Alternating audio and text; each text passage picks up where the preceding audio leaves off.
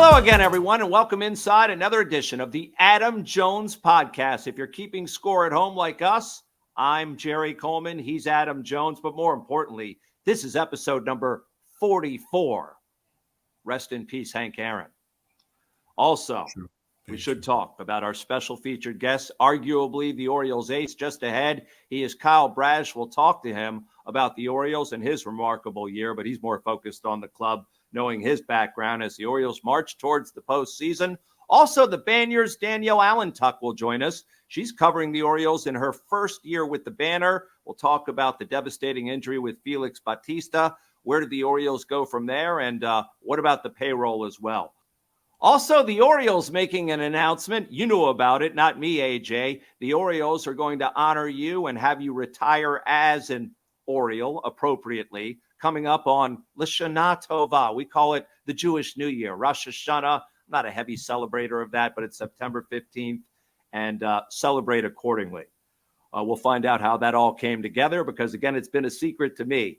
And we'll wrap it up with another edition of Socially Speaking. Someone will qualify for our last Miss Shirley's gift card. You can reach us via social media at Adam Jones Pod on Twitter, Facebook, and Instagram. And don't forget to rate the podcast. But, of course, we begin with our featured guest, sponsored by Jimmy's Famous Seafood. He is the Orioles Kyle Bradish, joining us here on the Adam Jones podcast. Kyle, first of all, thanks for taking the time to be here. And second of all, the season you're having has been very impressive. Was there a, come to Jesus moment, a turnaround moment for you this year where it seemed to all click and come together as you have excelled of late? And hopefully we're not jinxing you. Usually guests on this podcast fare very well. I will say that. Yeah, thanks for having me on, guys. I don't know if there was a come to Jesus, but I think just more gaining confidence every time out there. Whole team's playing great, so it's a lot of fun when you're taking the mound in front of that team. I know you are a very quiet, selfless person. You love your teammates. You're a hell of a teammate from guys I've spoken to. But this is the Adam Jones podcast, and we're going to talk about you, Kyle Bradish. We're going to give you your flowers, okay? But to talk about the effect of having, obviously, Adley, a young catcher in the big leagues, and then having McCann, who we had on last week, and having that dynamic to where you throw to both, but you also two guys who are fantastic receivers, fantastic throwers, but have different roles and different levels of experience. Yeah, I mean, I've thrown to Adley a lot coming up through the system. And then McCann coming in this year has just been great. I think he was been a great mentor for Adley this year as far as game planning and just kind of like being able to take charge out there. And McCann's, this whole starting staff with McCann and Gibby, they've been big leaders for us. So, I mean, I can't say enough nice things about them. That's what I wanted to ask about Gibby. I faced him. He's been around. He's just got his 10 years. I know you guys gave him some cake and all that kind of stuff, which I think how Hyde celebrates the guys getting 10 is fantastic. But what has Gibby meant? His consistency, his track record. He makes 32 starts a year over the last decade. What is his consistency, his work ethic? What has that brought to you and to not just to you, but to the other pitching staff, to the other pitchers? Yeah, I mean, day in, day out, Gibby comes in. He's probably one of the louder guys in the clubhouse. But, you know, he's a leader. He's been doing it for 10 years. The big thing for me, like, that he's brought to me has been, like, going about teams and scouting them.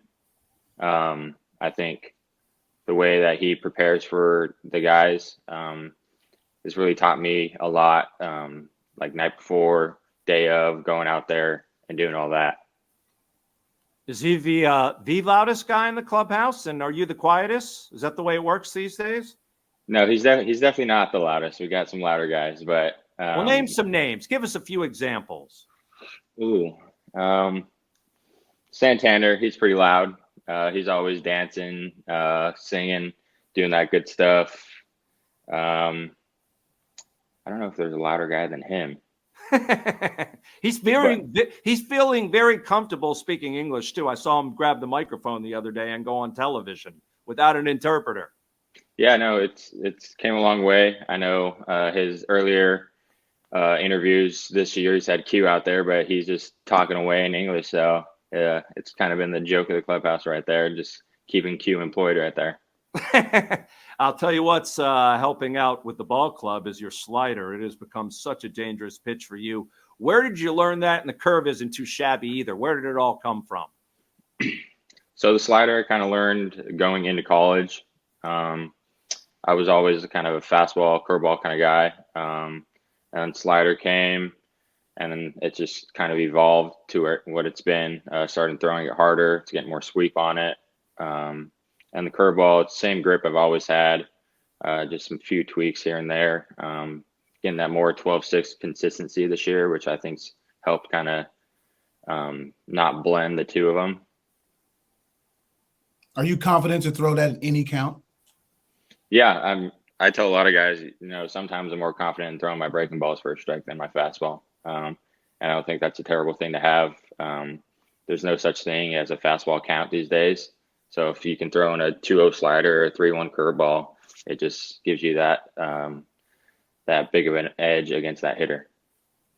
I want to ask, I was in Japan for the 2020 COVID year. You were in the lower levels of minors. I think you didn't pitch in 2020.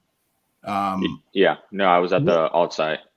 So most people don't know. Obviously, Korea played on time. Japan, we started late but played the whole season. America, the minor leagues were wiped out. The major leagues played 60 games.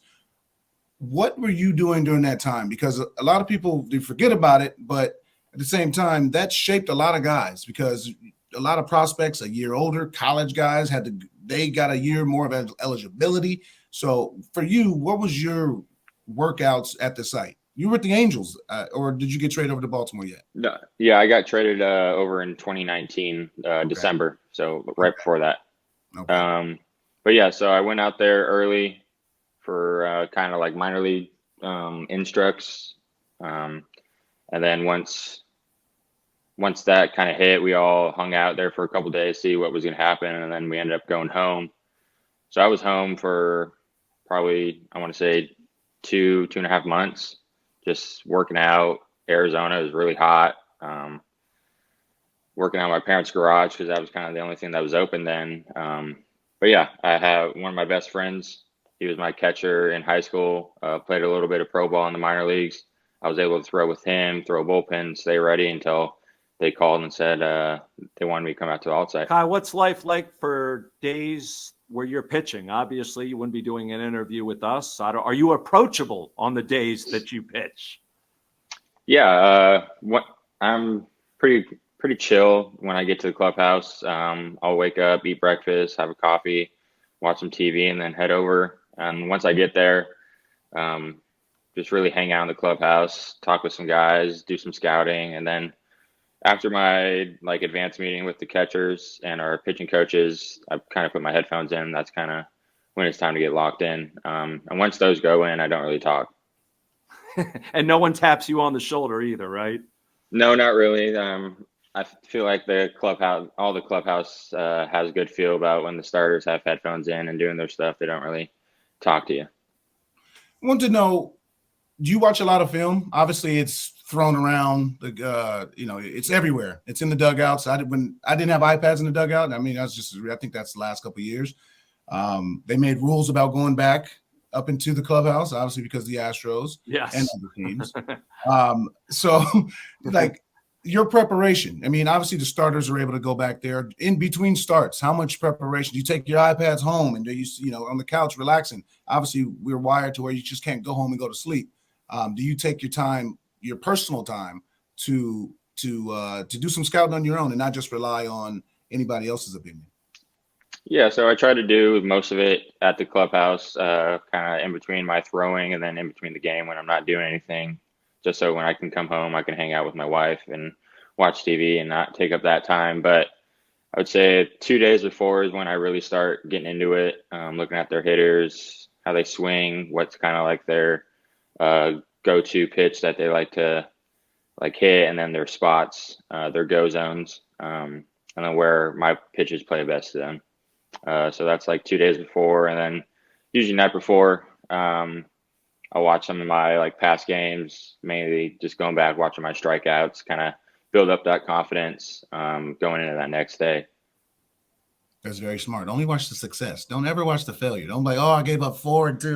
Don't watch that. No. There's always one thing. Never watch that. I got to ask about the elephant in the room. And that's obviously King Felix or Mountain Felix or Jimbo Felix, the big fella coming out. You know what I mean? The big fella coming out. Terrible injury, devastating. Obviously, a young man who's having a fantastic year. Confidence is through the roof. The back end of the bullpen is as nasty as I've ever seen any team ever. And you're talking about Mariano type status for its short spurt. Obviously, Cano is going to fill in, and he has the stuff to do it. But how is the clubhouse? Obviously, a big thing happens, a big injury. It's hey, next man up. Duh. But there's also some like, damn, we lost our big dude. Hey, we're gonna have to step up. So how is the pitching side? How is the guys, especially in the bullpen, just their temperaments? Yeah, I mean, everybody in that bullpen, great attitudes. They're a bunch of gamers. They all have really good stuff. But yeah, there's no replacing Felix. I mean, he's the best closer in the game right now. So yeah, that was tough to see that go down the other night. But Cano got in there that next game and was able to shut it down. With all the arms that we have out there, it's going to be more kind of like committee instead of King Felix. He comes in, or not King Felix. We'll go the Mountain. He comes in, and it's a lockdown. So I think it's going to take a little time to get that one figured out. But I know Hyde's going to put our guys in the best possible spot for them to have success. We've got more ahead with the Orioles Kyle Bradish here on the Adam Jones podcast. But first, go out and support our loyal, dedicated sponsors.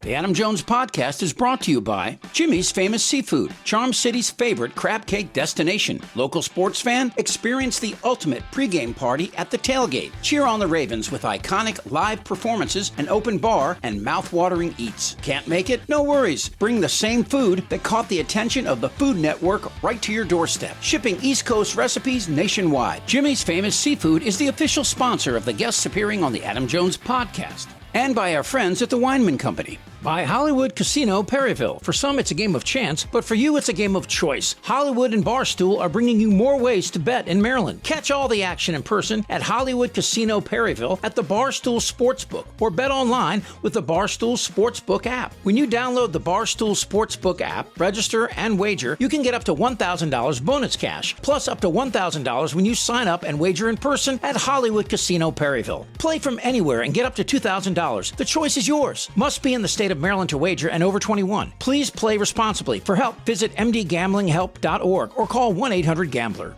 By Jack Daniels, 2 legends, 1 can. Jack and Coke, the #1 cocktail in the world, is now available in a can. Yes, that's true. Jack Daniels Tennessee Whiskey, mixed with Coca-Cola or Coca-Cola Zero Sugar, are now both available in a can. 2 legends, 1 can. Jack and Coke, ready to drink? Please drink responsibly. Whiskey Specialty, 7% alcohol by volume. Jack Daniels Tennessee Whiskey, Lynchburg, Tennessee. By Effective Solutions, your one-stop shop for commercial contracting. Everything from excavation and site development to emergency remediation and restoration.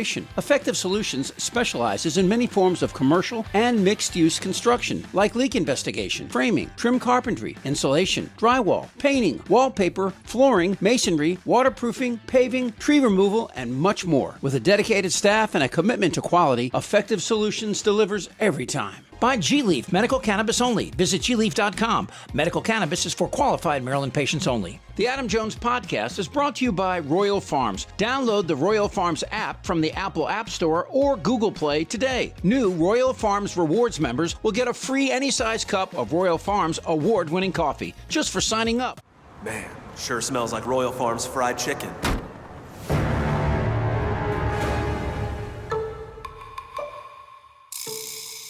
Best fast food fried chicken in America.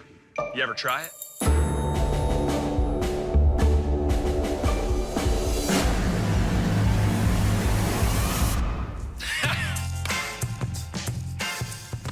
Hey, you hungry? Royal Farms world famous chicken. If you haven't tried it, you don't know what you're missing.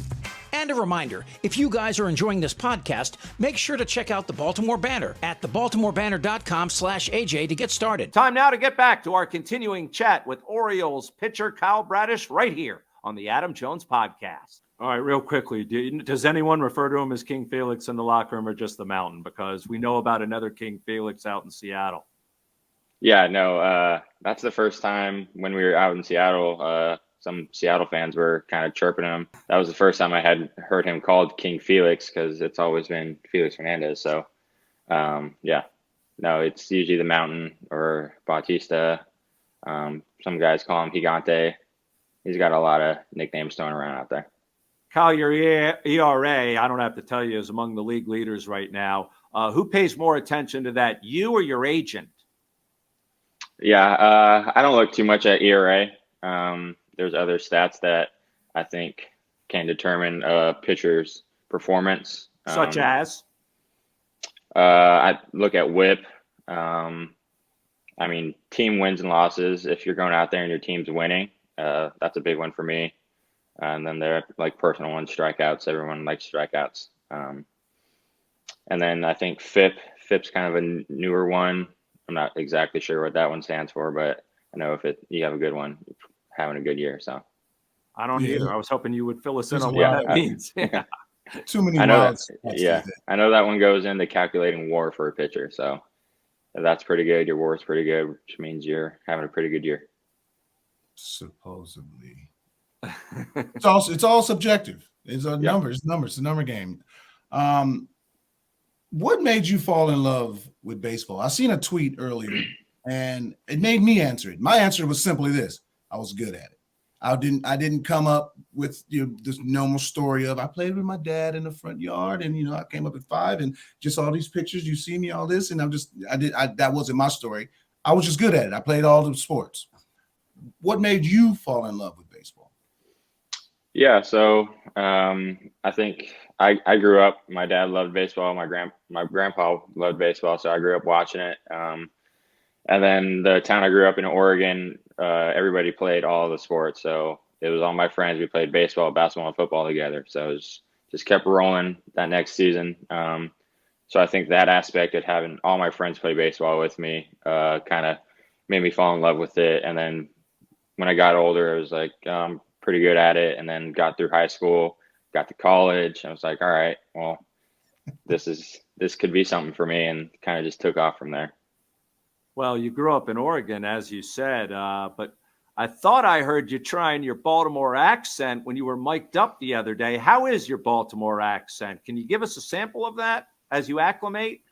To be honest with you, I've never tried a Baltimore accent.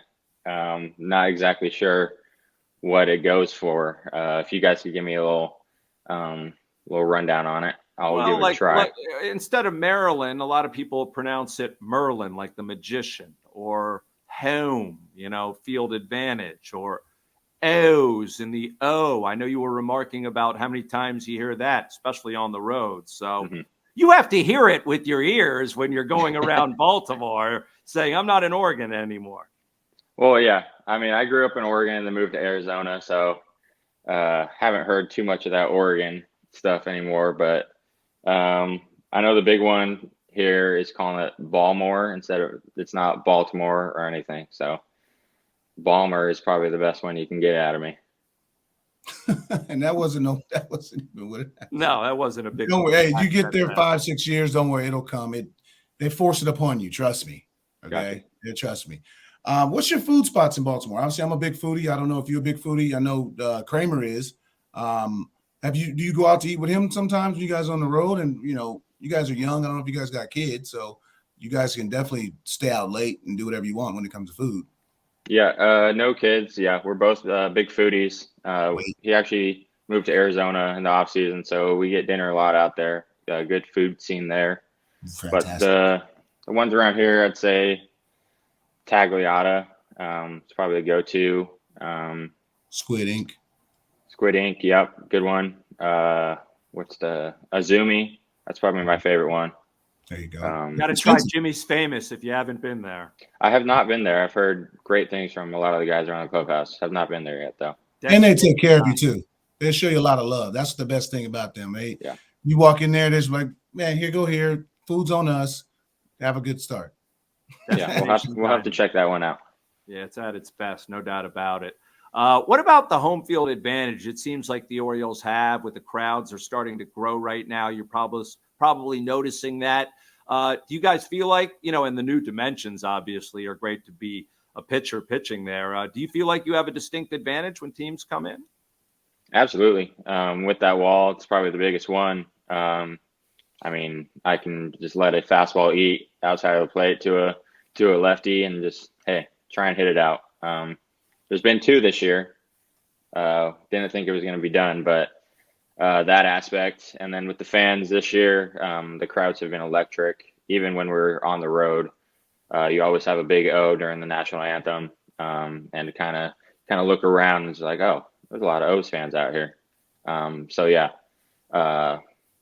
field advantage here with that wall, fans everywhere. It's been a very fun journey this year. And I must say, Adam, a Kyle Bradish bobblehead night can't be far away in the distance, but I'm sure you brought home at least 5 or 6 of Felix's, right? Yeah. You keep betting like that, he'll get them. Yeah, we'll see. Hopefully I get a T-shirt soon. I know that's probably the first one to come before a bobblehead. Oh, don't do that. Want to know your dog, Maui. Yeah. Where he at? He's laying over there in his little spot. Yeah, he's good. He's 2-year-old English cream golden retriever. Definitely a homebody. Loves to sleep. Take him on a couple of walks, but yeah. As a dog owner myself, I got a Doberman. She's a badass. How soothing is it? Because again, not every start you're gonna like, not every performance you're gonna love, but how soothing is it? Because you don't have kids yet. Is that dog, no matter what you do, no matter the performance you do, you come home at 11, come home at 2 a.m. Yep. Dog don't care. How soothing is that? Because I've always, when me and my wife started dating, she had a dog over, and it was some frustrating years, and that dog helped me. Okay, that dog helped me not jump off into the harbor. So, how's the dog's therapeutic aspect? Because that's obviously people have these dogs that get on the planes with them. How has the dog Maui helped you out and the family? Yeah, I think that's kind of also another big difference this year would be having my wife and dog out here. They didn't travel with me last year. So, after some of those tough starts, that tough first half I had coming up, you can come home and you're just sitting in your apartment alone, just thinking about it, what you could have done better. But having them here this year, it's been great to take my mind off of some of those bad starts. And then when I walk in the door, he's just jumping all over me, trying to give me kisses. He loves to cuddle. So whenever I sit down on the couch, he's right on top of me as soon as I get home. So definitely it's hard not to be happy when you get back home. How'd you come up with the name? Because obviously Maui going through a lot of devastation right now. Yeah. So what was it? 2019. Me and my wife went to Maui, kind of like a vacation, and then that's where we ended up getting engaged. So, after that, we just thought that would be a good dog name. We had just moved into an apartment. We were wanting to get a dog, and then during COVID, we got him, so it was kind of perfect timing. I got to ask you, when it comes time to have kids, would you encourage them to play baseball? You certainly don't want them to be an NFL running back. You want them to earn a nice living playing pro sports. Would baseball be the direction you push them in?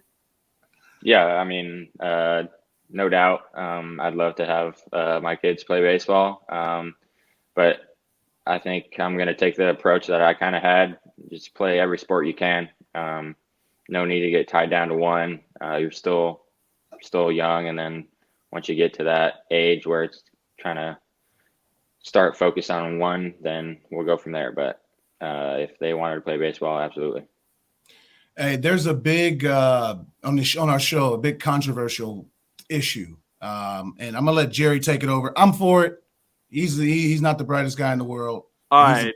Yeah, we usually end our interviews with current baseball players with this question. Usually the answer is similar because I think they feel intimidated for some reason. But I feel like, Kyle, the wave has run its course. It has been around for a quarter century, well before you started playing baseball. I think it works when the ballpark is packed like it was recently during the homestand. But do you even notice it or pay attention to it anymore? And does a team even get motivated by it in any fashion? About the fans' attendance? No, the wave itself. Oh, the wave. Yeah, the wave. I mean, you definitely notice it. You hear a bunch of fans standing up and screaming, trying to see what's going on, and then you notice it's the wave. And I mean, yeah, it's there. They do it at every ballpark, but you definitely notice it.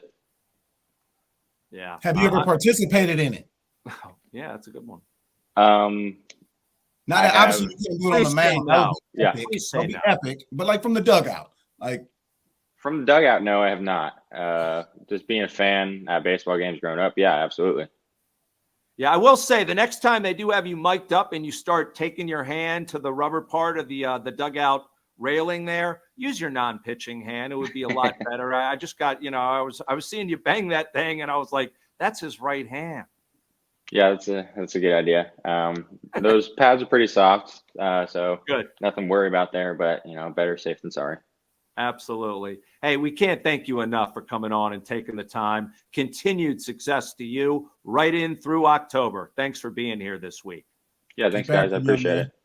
All right. Hopefully it was as fun for him as it was for us. And he's been one of the big pleasant surprises for this team, Adam, and a big bonus. I don't think anyone really thought that he was going to have the kind of year that he has had thus far. So that's why I included it as a bonus. When you put out your mock rotation at the beginning of the year, I don't know how many people had Bradish penciled in, but you could argue he's their best pitcher right now. Right. And the most important stat that he did pay attention to is the whip. That's a telltale stat. I'm tired of all this ERA plus and all this stuff. And the whip is something you can control. All these other stats, you can't control those. You can't control the ERAs. You can't control, but the walks and the hits per inning pitched, you can control a lot of that part. And his walks are extremely low. Therefore, his strikeouts are low. He's worked fast. He throws strikes.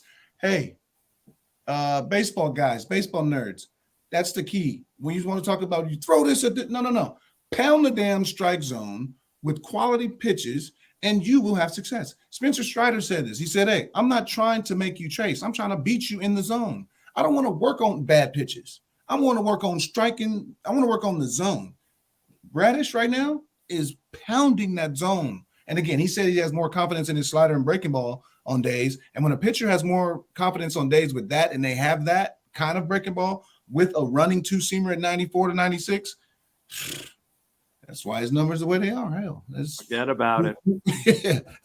What more can you say? We continue the Orioles talk. It's our For the Birds segment. And with that, we bring in the Banner's new Orioles beat reporter. She is Danielle Allentuck, joining us here, making her debut on the Adam Jones podcast. And for that, we are very grateful as well. After just having Kyle Bradish on, it only gets better. Danielle, you covered the Orioles here in your first year. You came in sort of mid-season on the beat. What struck you first, and what has really melted in with you in terms of following these guys around? Obviously, they've been in a very good position since you started covering them, so it's been a joyous clubhouse to cover. But what is your interpretation and impressions of what you've witnessed firsthand? Yeah, I mean, the main thing is just how much fun they are. I mean, every night there is something else happening. Somebody's coming from behind to win.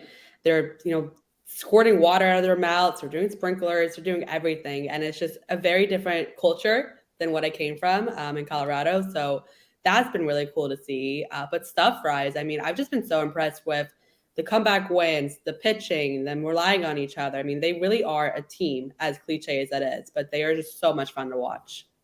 You hit it right on the head. Watching them it's crazy. The elephant in the room. I asked Mr. Bradish this also. Big fella, mountain. He went down. Obviously, devastating injury, unfortunate, terrible timing. Everything you want to say about it. Could have happened in spring training. It's a bad injury. Cano's going to fill in. They're best friends. You've been around them, obviously, the last few months. How have you seen their relationship grow? And then going forward the next few weeks, how do you think Cano is going to handle this as he's been put into the closer role? Yeah, I mean, I think Cano is going to rely on Bautista a lot. I mean, they're best friends, they're neighbors. They come to the stadium together every day. I think they hang out a lot together, in their free time. They don't have a lot of family here, so they've kind of become each other's family. And I think that in a way it's going to motivate Cano more. He's going to want to try to live up to this mountain that Bautista is. So I think he's going to really try to step up into that. I think, he's done the stuff. He has been around Bautista forever. He's seen what he's done. And I think he's going to be able to handle it. But then the question is, who can handle his spot in the 8th inning if he's taking on the 9s? Got to tell you, we were debating this the other day over at my spot at Lenny's Deli over a nice corned beef sandwich, AJ and Danielle. Who is the MVO, the most valuable Oriole at this stage? It's a tough call. I would have said Bautista if he wasn't hurt, because I think he has the most important job on the team. I think if he's out for the last month in the playoffs, he can't be it. So maybe Gunnar. I've been very impressed with him. Maybe Kyle Bradish, depending on how he finishes the year. But it's kind of up in the air right now. And to that, how do you think the Rookie of the Year is going to pan out? Because obviously Josh Jung took over early in the season. Yoshida in Boston, that's my guy right there. Played with him in Japan. You got Rooker, who started off extremely hot. Then you got Gunnar, who was my pick at the early in the year, who didn't get off to a hot start. Now he's been, over the last 60 games, one of the best players in baseball. If you take away Mookie and Acuna and Freeman, they're so damn good. So, who do you think the Rookie of the Year right now, front runner, is? Cassis. He's put on the last 60 games. So, who's your opinion? Who do you think is Rookie of the Year? My pick is also Gunnar because, people don't like this answer, but it doesn't really matter how you start. Nobody's going to remember his April if he's putting up 4 hits a night in August. That's what people are going to remember. So I think it's Gunnar. I think Josh Jung, if he hadn't gotten hurt, kind of similar to Bautista, may have been the front runner. But if you miss a month or two of the season, you can't win of the year award. So I think Gunnar deserves it. Yeah, there is this concern about the innings and the pitch counts and these guys not going this deep into the season in their careers before. How much really is that a concern? When you talk to the players, it doesn't seem like that's a concern. Maybe Brandon Hyde and Mike Elias tell you different, Danielle. I don't think a player is ever going to admit it's a concern. Adam may be able to speak to that more, but I don't think anybody's going to, speak to the media and be like, I'm exhausted, so I can't pitch tonight. They're not going to come out and tell that to us. Even, Jack Flaherty didn't want to say that, even though it was probably true. But I think it's a concern, but I think it's a concern for a lot of people at this time of the year, not necessarily just the Orioles. So it's just new to them because they have so many players who are experiencing it for the first time, and they don't know how long this year's going to go. So they don't know how much they have to ration. They could be playing till November at this point. So the NBA has a 6 Man of the Year award. MLB does not necessarily have that. They got the comeback player or something like that. But each team, you get a 6 on each team, but 6, I wanted to the biggest surprise, and I wish there was that kind of award for a guy. Who would you think is the biggest surprise in terms, not the bigger names, but the biggest surprise in terms of helping this team win when, hell, they didn't know if they was going to even have a job? I think there's a lot of people on the team, and I think that's what makes this team so special is that they're kind of, they have the young guys, and then they have a bunch of guys who are claimed off waivers. I think you could go Cano possibly for that, but Ryan O'Hearn is definitely a good candidate for that. He just sort of, and I'm going to say McCann. He was McCann, yes. Frazier. Mm-hmm. I think Frazier's kind of fallen off a little bit. He's been very important off the bench, but you pinch hit and have Ryan O'Hearn go in and hits a home run. He's the guy you can call out and he'll just come in and produce off the bench. And he was, let go by Kansas City not too long ago. So he's had, I think, to me, the craziest turnaround this year. What's the general thinking about, and we know the owner made some comments to the New York Times about trying to keep this core together. Can they? Is that a talk inside the clubhouse or is that too premature, more of a media conversation? They do have guys locked up for several years. Do you anticipate they could be proactive with some of these guys like the Braves have been? I think they should be. I don't anticipate it happening yet. They have a lot of control left on all their young guys. They don't necessarily need to. They would definitely get probably lower prices maybe if they did it now or some more security. But I don't think that there's any conversations happening there yet. I just recently read your article about DL Hall And obviously, being a first round pick, a lot of expectations, the expectation is part of the game. But he did something I've never seen anybody do in sports. It's like he took himself out and was like, "Yeah, I'm gonna take myself out this game and go get myself right." And no one ever does that. I've never seen anybody do it. We just fight through it, and if we ain't got it, we don't make excuses. We just ain't got it. But he admitted it. Like, I needed this break. I needed to go find myself again. And how has he been mentally? Because that's a tough thing to do, to say, I'm gonna take some time away, because we all know Wally Pip. Yeah. Never want to do that. Never came back From that. So how has his mental been? And now that he's back in the big leagues, and he's going to be thrown in important roles. Just how have you seen his confidence and mental grow? Yeah, I mean, that was brave and really gutsy, because the Orioles could have been like, no, keep pitching. Or he could have gone to Sarasota and it could have not worked out for him. He could have, not gotten stronger and not been able to get his velocity back up. And it could have just wasted 2 months of his season right there. But he spoke very openly to me about it. It was really tough, being down there in Sarasota. He described it by himself. All of his friends were up in the big leagues, doing really well. The team was doing really well. And he kind of just felt like this helpless feeling, because he knew in his heart it was the right thing to do, but it didn't make it any easier when he is alone in Sarasota in the middle of summer, kind of going through his own spring training, because he didn't get an effective spring training. So, he talked a lot about how he couldn't watch games every night. So he would go to the beach and he would just sit there and he would think about what he was missing and how hard that was for him. But, as his confidence started getting up and his velocity started getting higher again, he was pitching better, that came back. And now he's in a really good place, but he kind of described it as if he hadn't gone through that, he wouldn't be back in the big leagues today ready to help. We appreciate you coming on. It won't be the last time for sure. Keep up the great work, and thanks for being here. Thank you. Thank you. We continue the baseball chatter here on the Adam Jones podcast. Don't worry, we'll get into the Ravens coming up. I mean, the season hasn't even started, but time to venture beyond Baltimore, and that means Adam Jones' return to Oriole Park at Camden Yards, part due, already was there in August. You're coming back in just a few weeks. Orioles put out a social media post. A little confusing for me at first, because I couldn't read the Post-it note. Because you don't read through anything. That's why. You didn't read through it. I had to zoom in. Skimmed. It was small print, and I didn't know the date. You skimmed in. Tell us how it all came together for September the 15th, which is an important day for me and for you. It's a Jewish holiday for me. For you, it means a whole lot more. Yeah, I mean, it means a lot to a lot of people. I mean, Rosh Hashanah is a massive Jewish holiday. But to retire fully, it's a formality. Obviously, it's paperwork. But I can't go down as a Buffalo.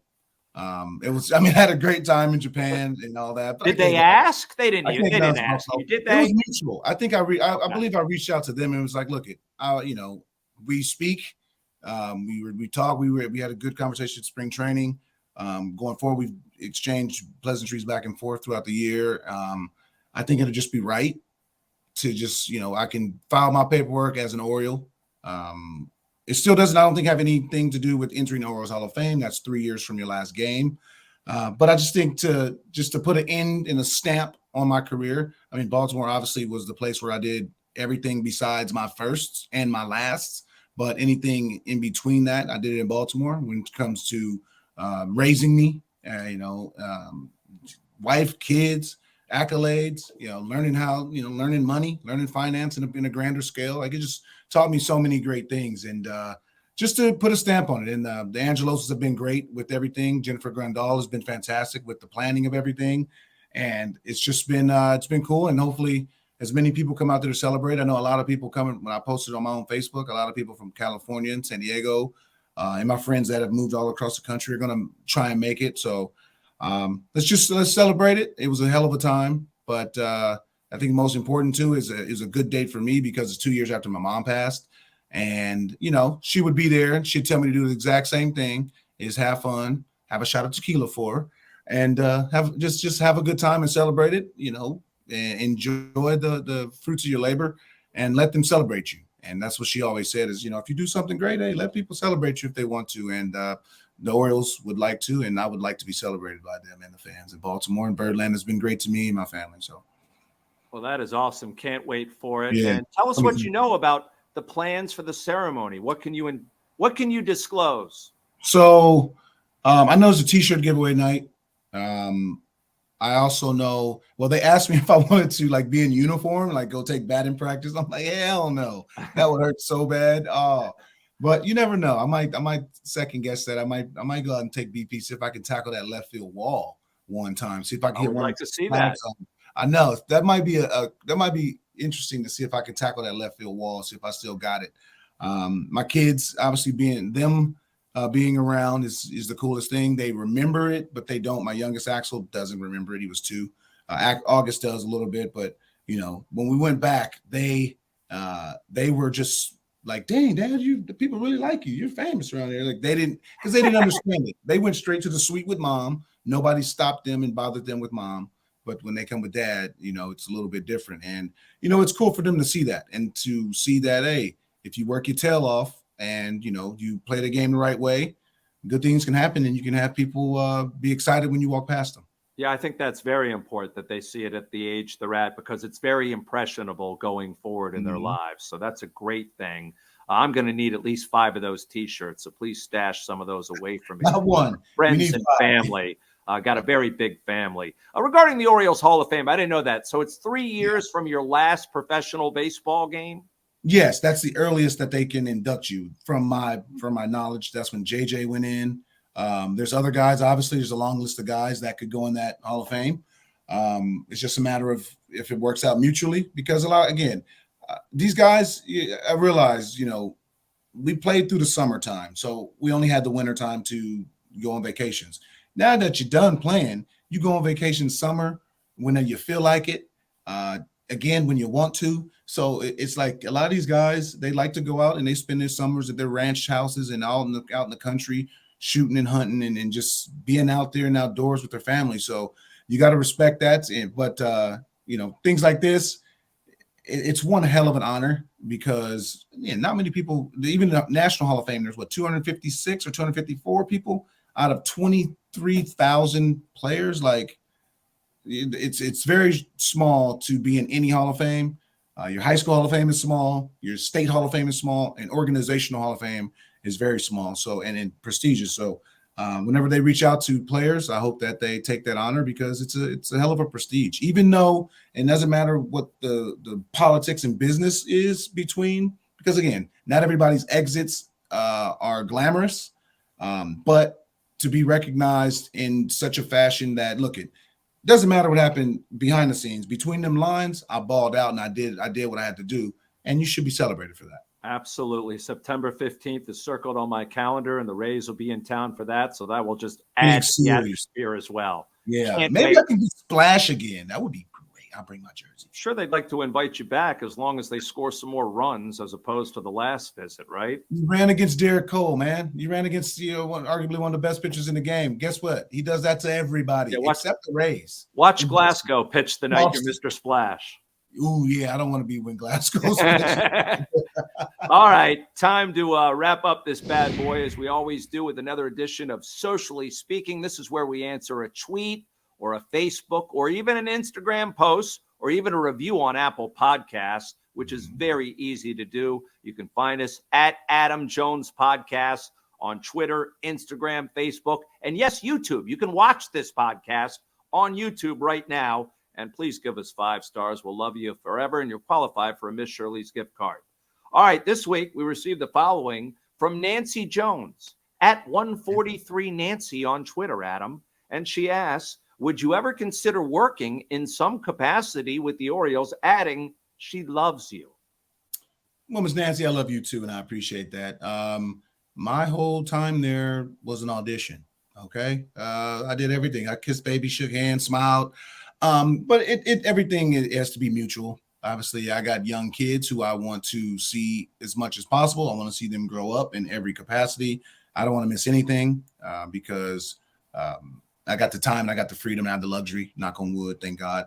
But of course I would. I think there's so many valuable assets I have that I can help the organization. I'm not an ego-driven person to where I would come in there and say, hey, I need these guys to do this and do that. I'm not stepping on nobody's toes. I'd be there just like I am to a lot of other guys that are in the minors throughout baseball. Just a big brother, a shoulder to lean on. If you got questions, advice. I'm done playing my career. I learned this from T-Bone and Wayne Kirby. It's like, hey, I'm done. Like, I had my chance. This is your chance. Don't have your chance and enjoy it. And I can pass that on to other guys instead of, just always people who say, well, back in my day.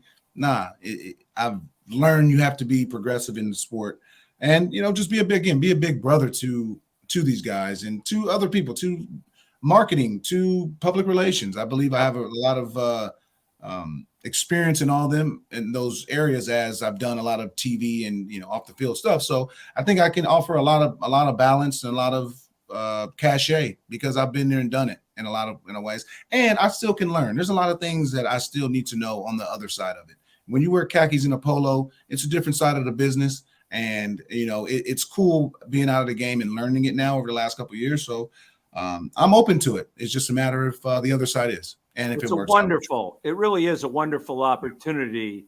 But the caveat is, as long as it doesn't impact this podcast. 100%. Hey, maybe they add the podcast. They think this should be on Masson anyway. I mean, we should be, in studio. Well, that means that I got to be in Baltimore. Jerry, buy me a house. But no, it's just the relationship fits. My personality fits Baltimore. I'm into social media. I'm into interactions. Like, those are all pluses. If I was a standoffish guy and then you tried to put me in those situations, then that's just when you get the tension. Me, I welcome the fun. I welcome the challenge of helping out some kid. Go to the minor leagues. Go take this young kid out for dinner. He's the first round pick, but he's had a horrible month. Those kind of things that you just can't say. You just can't text them like, hey, man, keep your head up. No, you need to go sit down. Hey, you stunk this month. Hey. You know what I mean? It happens. But look, you know how to get out of this funk? You know what I mean? You know how to get out of these kind of things? I've been in the same funk in these small, terrible cities. You just came from this great university, these nice high schools. Those things, those experiences, no matter whatever implementation of this game has had, when the sabermetric, all this, that part can never be translated. None of them nerds, none of them geeks, none of them, you call it what you want. I respect that side of the game. But when it comes to the between the lines, the mental part, it can never be calculated. And that's the biggest problem we have with the analytics is they're saying this is this and this is how it's a lot of things that go into it. And how the mental is carried that day is one of the biggest things and challenges that players have and athletes have. That's why you got all these damn mental coaches. Why do you have mental coaches now? You didn't have them back in the day because now you got everybody looking at their stats. Oh, I'm at low. This is low. I need to go talk to somebody. Nah, back in the day, you was low. Somebody will tell you, yeah, it's low. You stink. Clean it up. Let's fix it. Here's some Kleenex. You know what I mean? Wipe your tears, bro. Fix it because I don't feel sorry for you because I got to eat. Now everybody, oh, man, he's struggling. Just go rub his back. Rub your back. Smack you in the back of the head, tell you, let's go. I need juice. The major leagues. It's not the minors. It's not high school.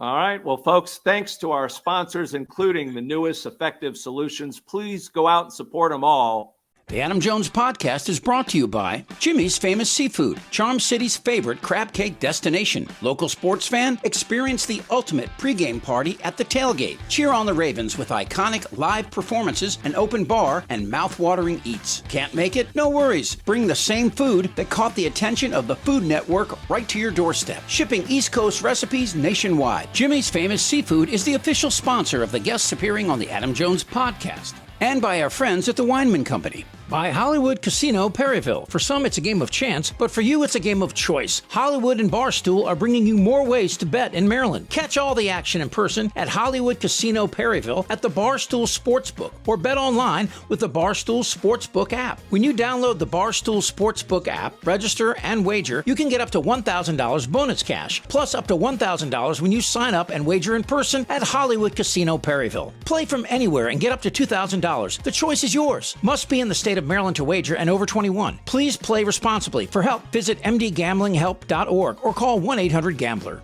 By Jack Daniels, 2 legends, 1 can. Jack and Coke, the #1 cocktail in the world, is now available in a can. Yes, that's true. Jack Daniels Tennessee Whiskey, mixed with Coca-Cola or Coca-Cola Zero Sugar, are now both available in a can. 2 legends, 1 can. Jack and Coke, ready to drink? Please drink responsibly. Whiskey Specialty, 7% alcohol by volume. Jack Daniels Tennessee Whiskey, Lynchburg, Tennessee. By Effective Solutions, your one-stop shop for commercial contracting. Everything from excavation and site development to emergency remediation and restoration. Effective Solutions specializes in many forms of commercial and mixed-use construction, like leak investigation, framing, trim carpentry, insulation, drywall, painting, wallpaper, flooring, masonry, waterproofing, paving, tree removal, and much more. With a dedicated staff and a commitment to quality, Effective Solutions delivers every time. By G-Leaf Medical Cannabis only. Visit gleaf.com. Medical cannabis is for qualified Maryland patients only. The Adam Jones Podcast is brought to you by Royal Farms. Download the Royal Farms app from the Apple App Store or Google Play today. New Royal Farms Rewards members will get a free any-size cup of Royal Farms award-winning coffee just for signing up.